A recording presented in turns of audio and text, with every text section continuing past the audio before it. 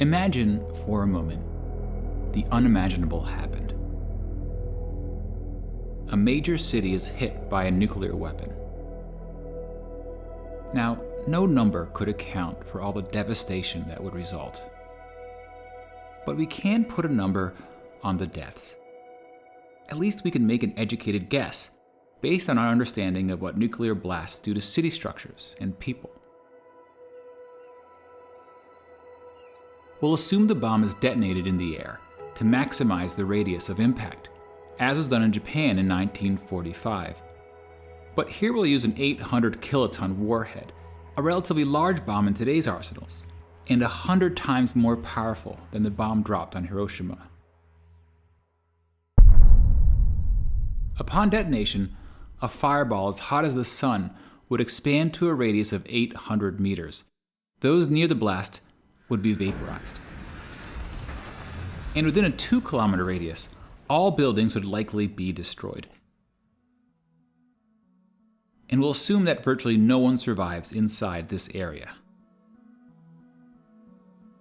which, based on population density, would start the death tally at 120,000 people.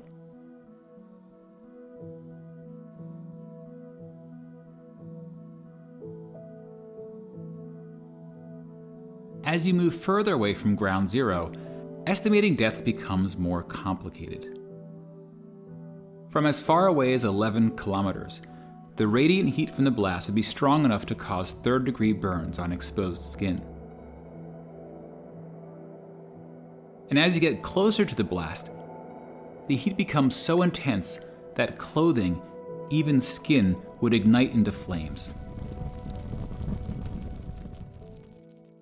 That said, most people in the city would be indoors or otherwise sheltered from direct exposure. But the very structures that offered this protection would then become a cause of injury, as debris would rip through buildings and rain down on city streets.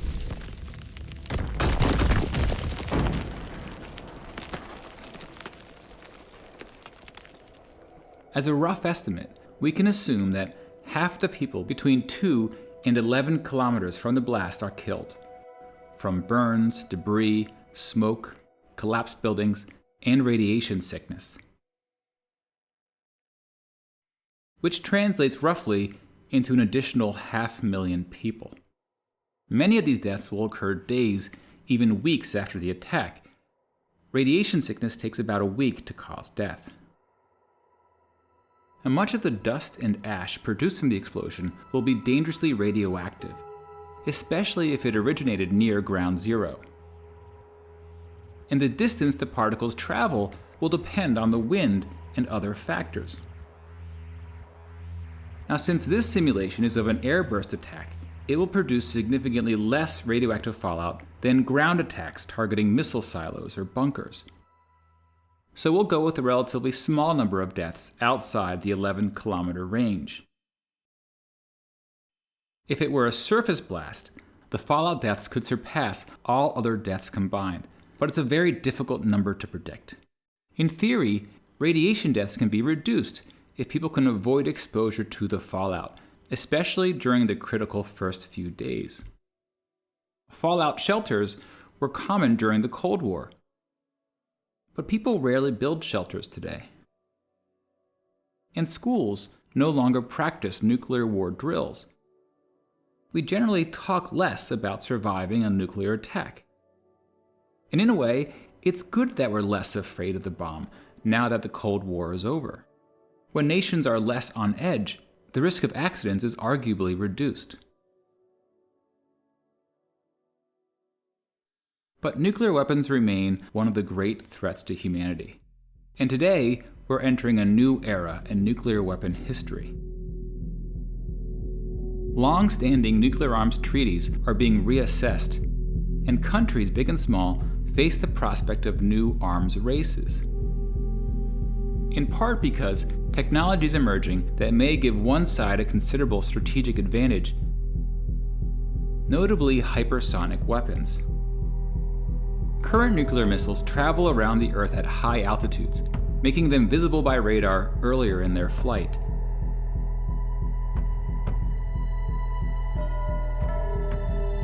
Now, some hypersonic vehicles travel close to the Earth, through the atmosphere, at least 5 times the speed of sound,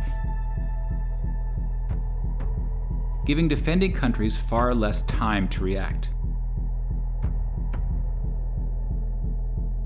And remember that some of the most perilous moments during the Cold War occurred when countries maneuvered to reduce their opponent's reaction time.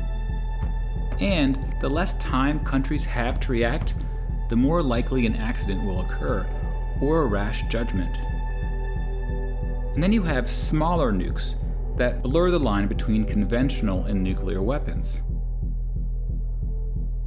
providing a more slippery path to nuclear escalation. Now, for ordinary citizens, nuclear weapon policy may seem like a complex, even intimidating topic. But leaders often consider public perceptions when making policy. In many countries, voter opinion is an important factor. Whether you believe nuclear weapons have made the world safer or more dangerous, both sides generally agree that the bomb brings an unparalleled risk, and that there are things we can do to reduce the risk, like minimizing how many countries get the bomb, or scaling back Cold War arsenals, or stabilizing technology races, or pledging to never be the first one to strike. Such ideas have often resulted in signed treaties, some of which have held for decades. Some are at risk of expiring, and some just need a final push to become activated. By being steadfast in these efforts and not walking away from diplomatic achievements, we can continue the work of ensuring that this nightmare simulation never becomes a reality. If you would like to learn about specific policies that could help reduce the risk of nuclear war, you can find links to resources in the video notes.